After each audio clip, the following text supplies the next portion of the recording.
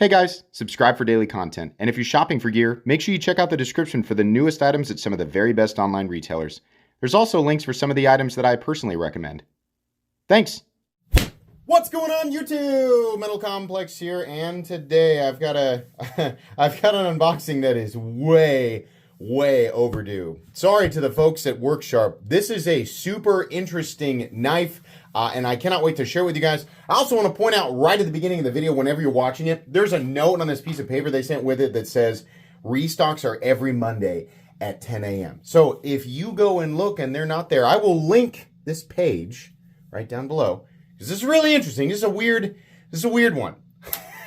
I can't wait to take a look, but I have a feeling people are want to go get it. So if it's not there, every Monday is when they do the restock, which is cool. I like that.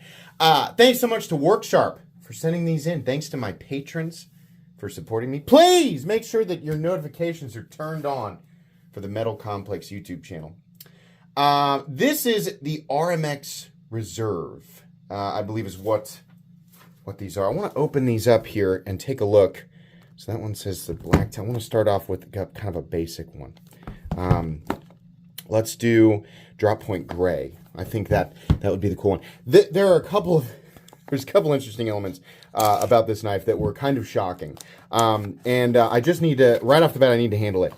That is really neat. The initial look of this is very neat. Now, it looks like a basic knife. There's a lot of stuff going on here, and a lot of you already know all about this. So is this set up? Okay, so this is set up for manual mode, but this knife can also be, apparently, an automatic. And you simply you replace the pivot. You pull that out, and then this coil spring, if you've ever seen the inside of an automatic knife, this coil spring turns it into an auto. So what we have here is, this is like a button-released manual knife. Now, this isn't a horrifically, I'm not sure why I said it like that, it's not a horrifically expensive knife. Especially considering that it is a magnesium integral. I have no idea. I don't know the benefit. I was trying to talk with my live community about this. I don't know anything about magnesium and its advantages over aluminum or titanium, or if there are any, or if it's some sort of in between. Either way, the fact that this is an integral and that they have M390 on this knife, 60 to 62 HRC.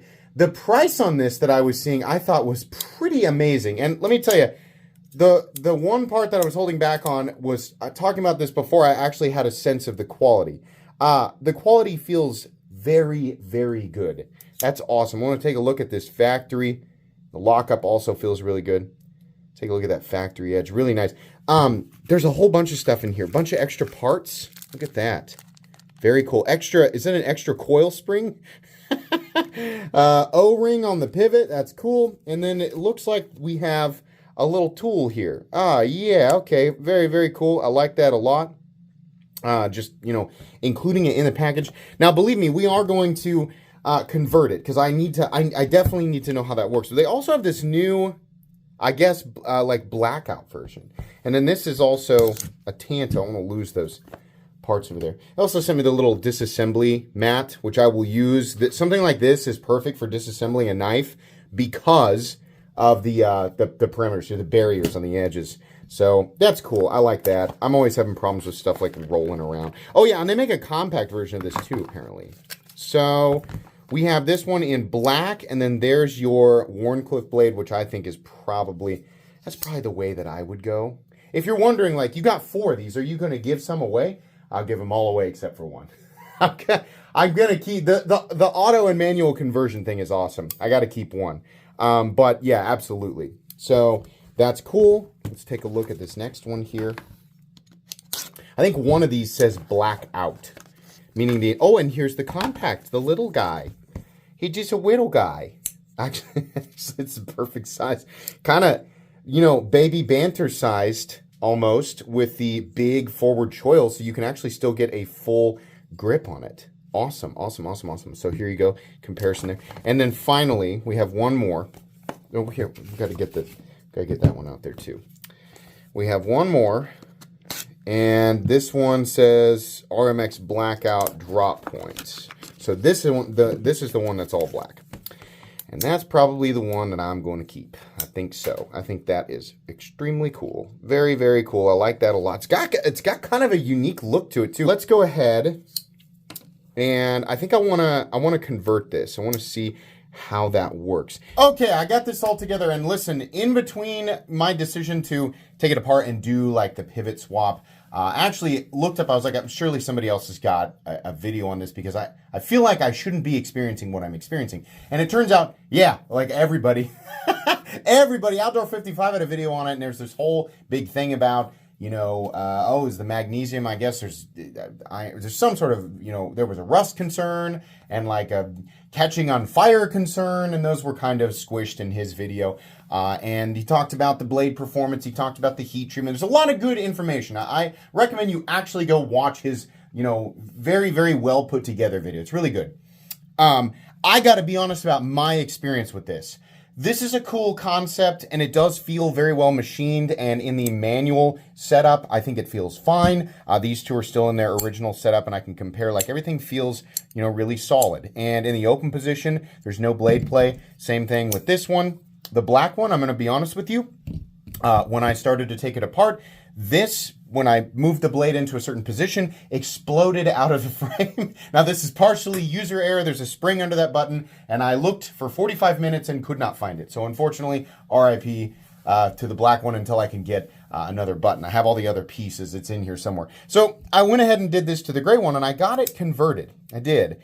In the instructions, it shows here that you want to position this guy here. It's got like an arrow, and it's got a 2 and a 1, and you want to position it on that pivot head. There's 2 little adjustment slots. You get this lined up, and then you attach it right here, sort of like this, and then you have your screw, and it goes to the other side, and you set it. And then once it's set, you can adjust this so that as you turn it, it goes to position 1, which felt very, very weak to me, and then ultimately to position 2, which is where we have ended up right here.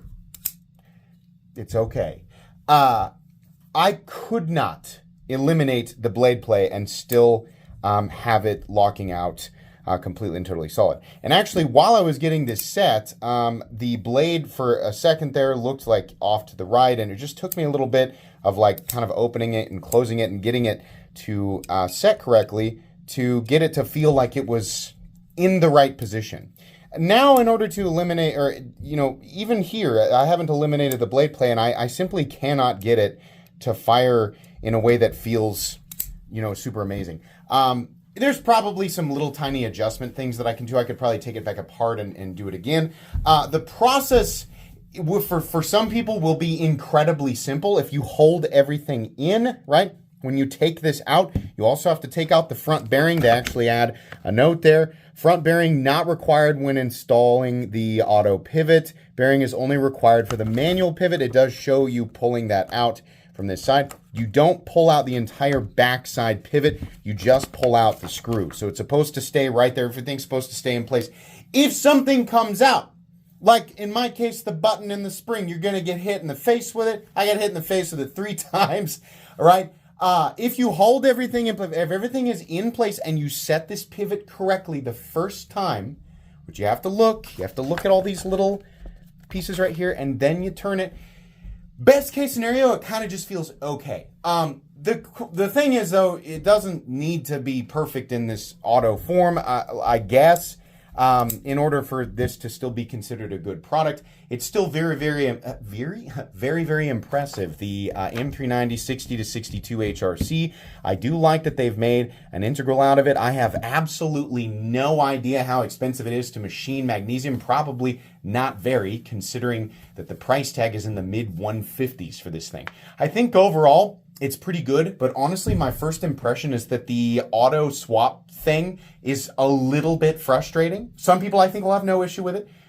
It's a little bit frustrating even following the instructions, and the end result is kind of lackluster for me. But the knife itself is pretty cool. I just wanted to throw that in there. This knife has clearly already been thoroughly discussed in the community, and I don't know what the future is as far as like magnesium for this. Apparently, if I didn't mention, they Cerakoted this.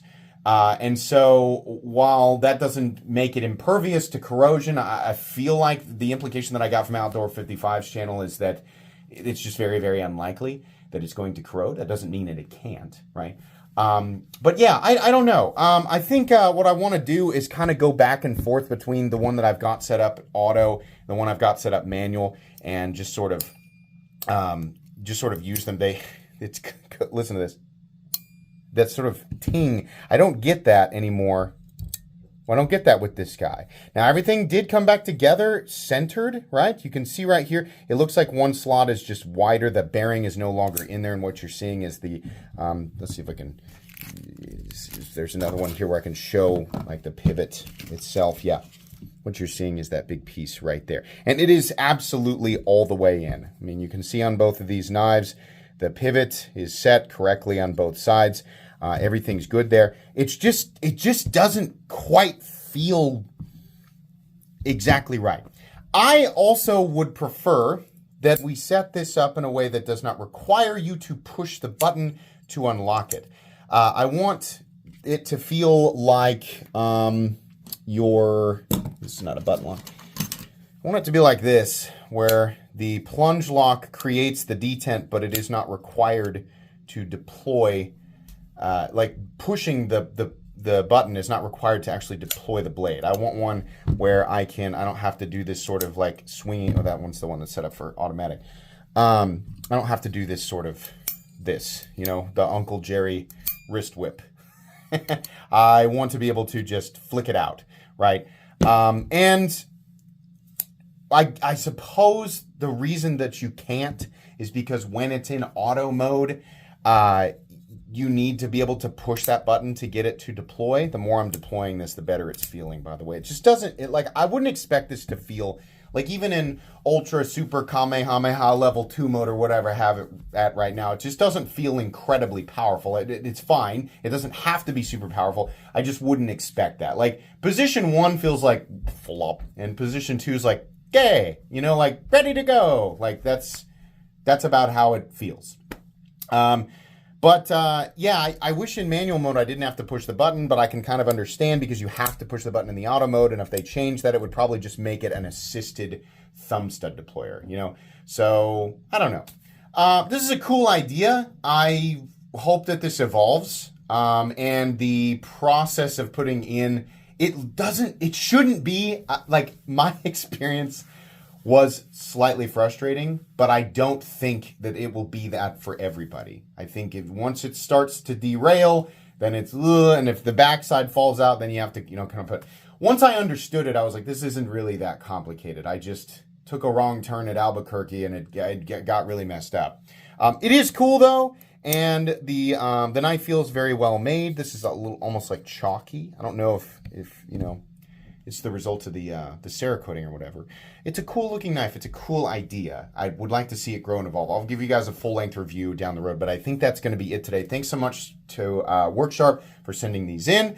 I will give the other two away and keep one of these, probably the one that I adjusted here. But yeah, pretty cool stuff.